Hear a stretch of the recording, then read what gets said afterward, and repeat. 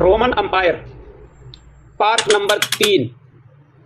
इतनी शोहरत ये ताकत थी या फिर आने वाली कोई कमजोरी?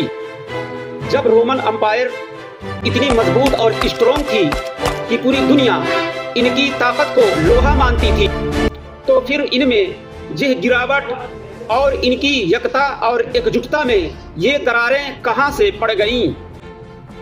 इब्न खल्दून यहाँ एक बहुत ही गहरी बात कहते हैं कि जब कोई भी राज बहुत ही तेजी के साथ फैलता है तो फिर इसकी मूल एकता पर दबाव बढ़ने लगता है। और रोम के साथ भी यही हुआ कि वो इटली से बाहर निकलकर यूरोप, उत्तरी अफ्रीका और पश्चिम एशिया तक विजय प्राप्त की और हर जीत के साथ नई भूमि जुड़ी, नई जातियां और सभ्यताएं जुड़ती और मिलती चली गई। तो अब यहाँ पर एक क्वेश्चन और एक प्रश्न होता है कि जब इनका साम्राज्य बड़ा हुआ तो अब क्या इस फैलाव के साथ इनकी एकता बनी रही या फिर इस एकता और अखंडता में कोई नकारात्मक प्रभाव भी पड़ा? जवाब, शुरुआत में यहाँ के सैनिक ये नागरिक और किसान थे और वे अपने राज्य के लिए लड़ते थे।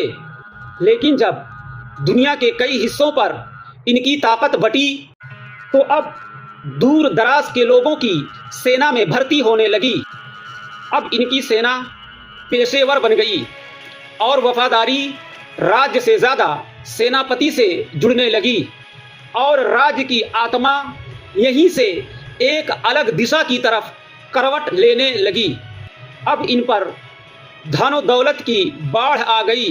जब इन्होंने कई हिस्सों पर फतह हासिल की, गुलाम, सोना, संपत्ति सब कुछ इनके पास आने लगा। लेकिन अब इनके साथ ऐशो आराम, विलासता और संघर्ष से दूरी, ये तमाम चीज़ें इसी तरफ सिमट करके आने लगीं और इनकी सादगी अब रंगीनी में बदल गई।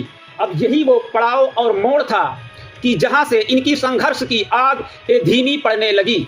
इस फैलाव और इस विस्तार ने रोम को महान तो बना दिया, लेकिन इनकी मूल सादगी और एकता ये धीरे धीरे यहीं से कमज़ोर पड़ने लगी।